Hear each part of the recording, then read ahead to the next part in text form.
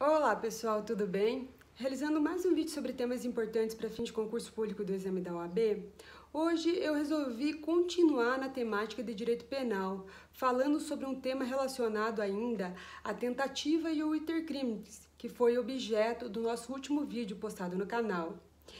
Eu vou falar um pouquinho sobre desistência voluntária, arrependimento eficaz, arrependimento posterior e crime impossível ou tentativa inidônea. Esses institutos jurídicos, eles estão dispostos no nosso artigo 15, 16 e 17 do Código Penal, e é de suma importância a leitura desses dispositivos legais ante a alta incidência em provas de concurso público e do exame da ordem. Porém, entrando no âmago do tema disposto hoje, em que consiste a desistência voluntária? Ela está disposta no nosso artigo 15 do Código Penal em seu início e consiste em quando o agente criminoso ele inicia os atos executórios de um determinado crime e por vontade própria ele tem a escolha de desistir da execução desses atos executórios antes da consumação desse crime. Para ficar mais concreto a explicação desse instituto, eu resolvi dar um exemplo. Quando, por exemplo, um agente criminoso ele decide subtrair um rádio de dentro de um automóvel. Então, ele cogita, ele prepara os atos executórios, ele inicia-os quebrando o vidro da janela dianteira desse automóvel, porém, quando ele irá realizar a subtração desse rádio, ele recebe uma ligação no celular da sua mãe, que o convence a desistir dessa empreitada criminosa. Ele convence-o a desistir do cometimento desse crime. Existe ainda um posicionamento dizendo que não há a necessidade dessa escolha, dessa decisão do agente criminoso ser uma escolha tão somente dele, ou seja, deve haver essa escolha do agente, uma escolha voluntária de desistir, então por isso da nomenclatura do Instituto desistência voluntária, porém essa decisão ela não tem que ser tomada tão somente pelo agente. Nesse exemplo dado, o agente recebeu essa ligação no telefone celular de sua mãe, que o convenceu a não realizar o cometimento desse crime, a não consumá-lo. Então, existe essa distinção, que não há necessidade de tão somente ser a decisão do agente. Fazendo uma relação com o intercrimes, está bem determinado dentro dos atos executórios. O agente inicia os atos executórios e desiste da consumação desse delito. Então, antes da consumação, diante dos atos executórios, fazendo uma relação com o intercrimes. Existe também uma concepção clássica da definição da desistência voluntária dada por Frank, quando ele diz que a desistência voluntária nada mais é do que uma ponte de ouro entre a ilegalidade para a legalidade por decisão voluntária do autor do delito. Ou seja, ele realizou os atos executórios, iniciou-os, porém, por uma decisão voluntária, ele decide voltar, e por isso a ponte de ouro, voltar para o âmbito da legalidade, e assim não será punido por esse crime, por uma atipicidade da conduta, porque não foi consumados os atos executórios desse determinado crime. Existe uma locução verbal dada por Frank ainda, dizendo que, fazendo uma distinção entre a desistência voluntária e a tentativa do crime. Quando ele diz, se posso, mas não quero, incido em desistência voluntária. Ou seja, ele pode continuar, porém ele decide não continuar. Então, ele incide em desistência voluntária. Agora, se quero continuar, porém não posso, incido em tentativa. ou seja, ele quer continuar a execução do crime, dos atos executórios, para consumá-los, para dar fim a esses atos executórios, porém, por motivos alheios à sua vontade, ele não pode. Então, ele desiste porque ele não pode realizá-los. Então, ele incide na tentativa disposta no nosso artigo 14 do Código Penal. Existe ainda a possibilidade do arrependimento eficaz, que está disposta na segunda parte do artigo 15 do nosso Código Penal, dizendo que quando o agente ele inicia os atos executórios de um determinado crime, ele então decide por um arrependimento seu, então por isso arrependimento eficaz, ele decide não consumá-lo. Exemplo disso, para ficar mais concreto o aprendizado de vocês sobre esse instituto, é quando um determinado agente criminoso ele decide cometer homicídio contra um desafeto seu. Então ele chama-o para sua casa e oferece uma bebida com veneno para a vítima. A vítima toma essa bebida com o veneno, porém, posteriormente a vítima ter tomado essa bebida com veneno, o agente ele se arrepende e decide fazer algo para não consumar essa morte, esse crime de homicídio. Então, ele pode dar um antídoto para essa vítima, para que não se consuma essa morte, ou então leva-o para um hospital, para receber o tratamento adequado e não se consumar essa morte, esse homicídio.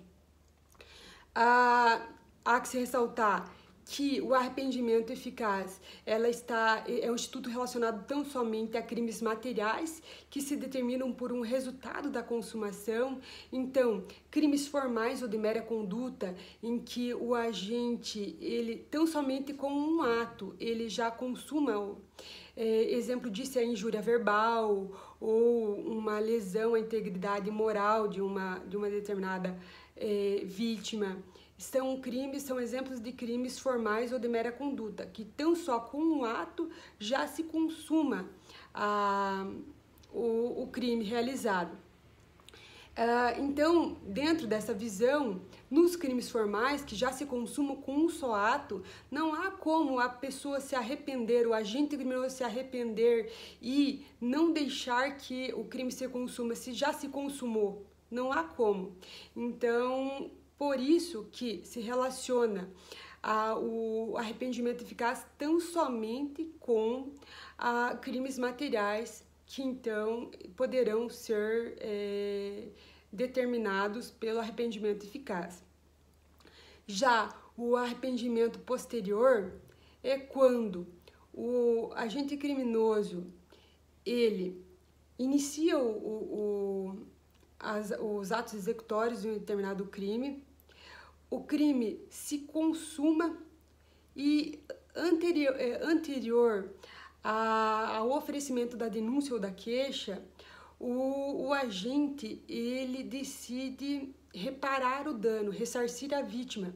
Então, outro requisito para a configuração, para a conformação do arrependimento posterior é que o agente cometa um crime de não violência ou grave ameaça, ou seja, não se admite arrependimento posterior de crimes violentos ou de grave ameaça à pessoa, tão somente de crimes patrimoniais, que poderão ser ressarcidos, poderão ser reparado o dano, ou com a devolução da coisa para a vítima.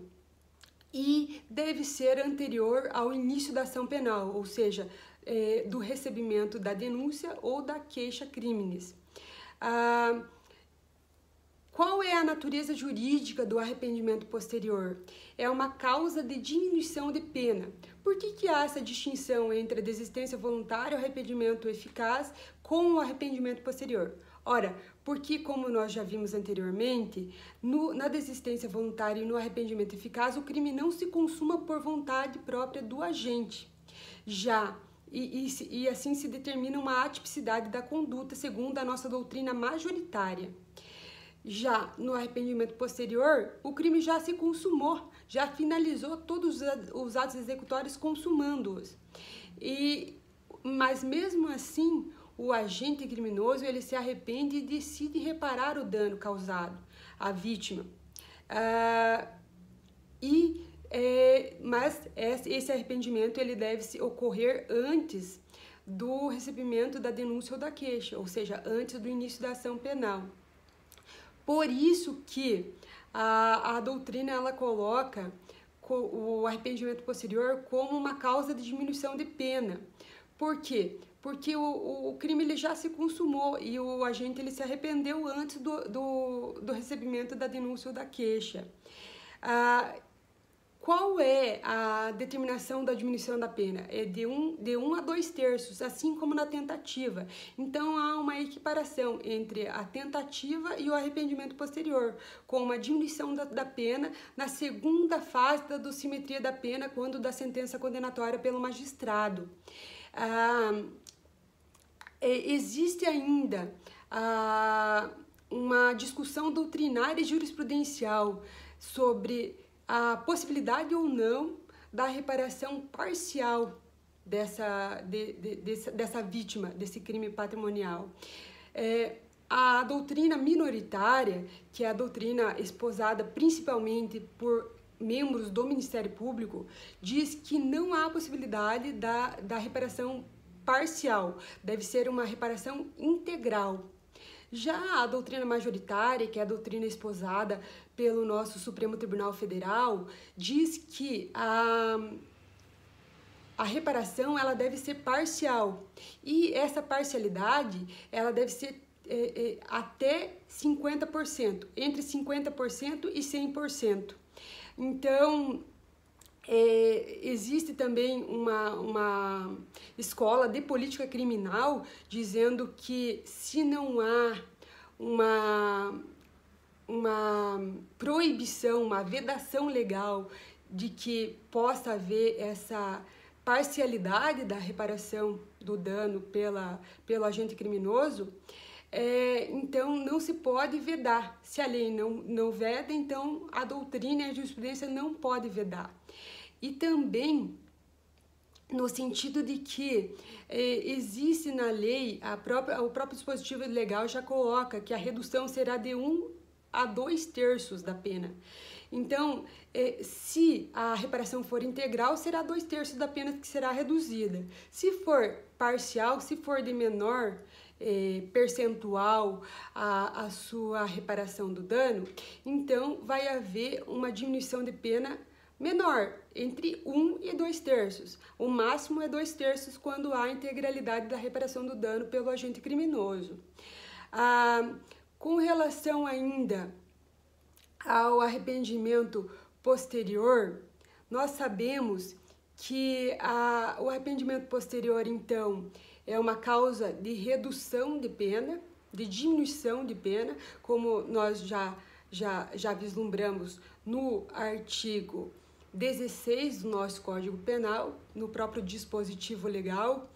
E se, por exemplo, o agente ele se arrepende e decide reparar o dano posteriormente ao oferecimento, ao recebimento da denúncia ou da queixa, aí vai se configurar uma hipótese de atenuante de pena, disposto no artigo 65, inciso 3, a linha B do nosso Código Penal, que vai, então, dispor sobre a redução da pena entre 1 a 2 terços, porém, a doutrina coloca que não será 1 a 2 terços como o artigo 16 dispõe ou estabelece, mas vai ser 1/6 por um posicionamento jurisprudencial dos nossos tribunais superiores, que as atenuantes elas vão ser aferidas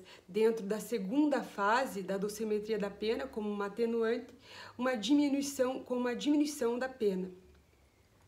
eu cometi um equívoco dizendo que o cômputo da diminuição da pena do arrependimento posterior seria na segunda fase da dosimetria da pena. No caso do artigo 16, será na terceira fase, como uma causa de diminuição da pena. Já com relação à atenuante disposta no artigo 65, inciso 3, a linha B, vai ser disposta na segunda fase da dosimetria da pena. Então, só mencionando esse equívoco que agora me veio em mente.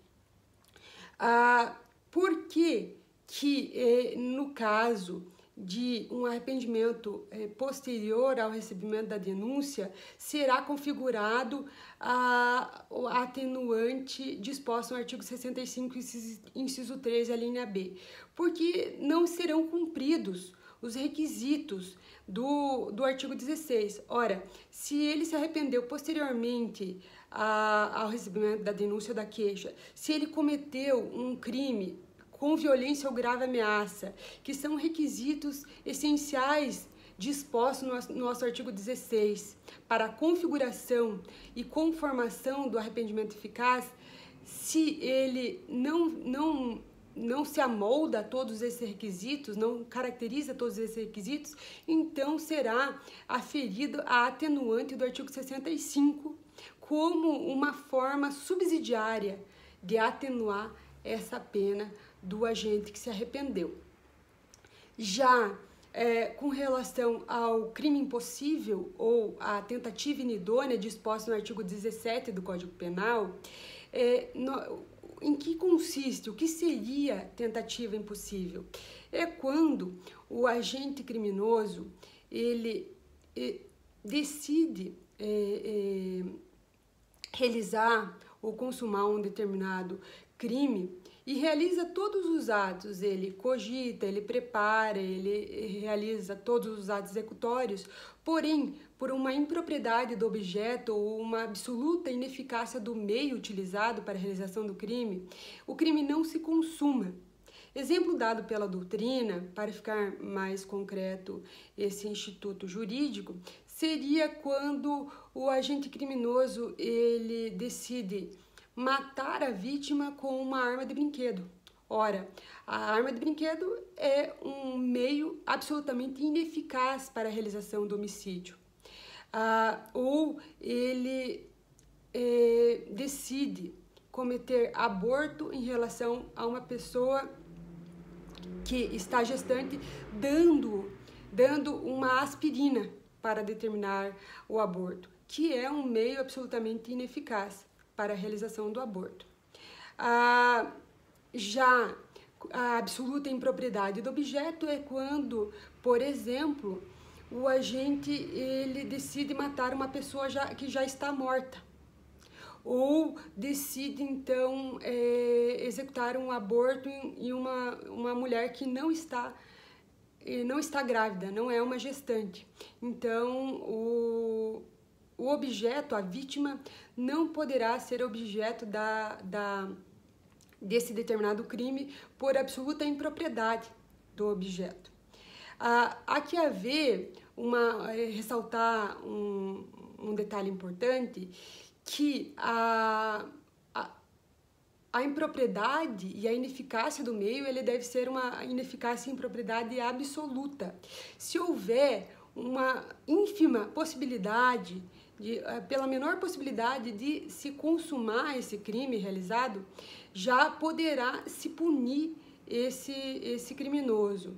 Senão, será uma atividade atípica. E por que atípica nesse sentido? Porque não há possibilidade de haver lesão ao bem jurídico protegido pelo direito penal. Ou seja, se a vítima está morta, não há como se determinar o seu homicídio novamente. Ou a sua morte novamente. Se a vítima ela não está grávida, não há como abortar um feto que não existe. Então, não há como determinar uma lesão a um bem jurídico inexistente. Quer dizer, o bem jurídico não pode ser lesionado. E dentro dessa visão, não se lesiona, não há o princípio da lesividade que é necessário para a punição de um determinado criminoso, e há então uma relação até com o princípio da insignificância, ou seja, o que se afere é que não há a possibilidade de lesão ao bem jurídico protegido pelo direito penal, e assim não se determina a sua tipicidade material. Então, por isso que o crime impossível, a tentativa inidônea, é um crime com atipicidade material. Então, por isso que é atípico, relacionado, então, a essa impossibilidade de lesão ao bem jurídico protegido pelo direito penal. Existem entendimentos jurisprudenciais relacionados à tentativa inidônea ou ao crime impossível, dizendo, com um posicionamento recente do STJ, dizendo que quando há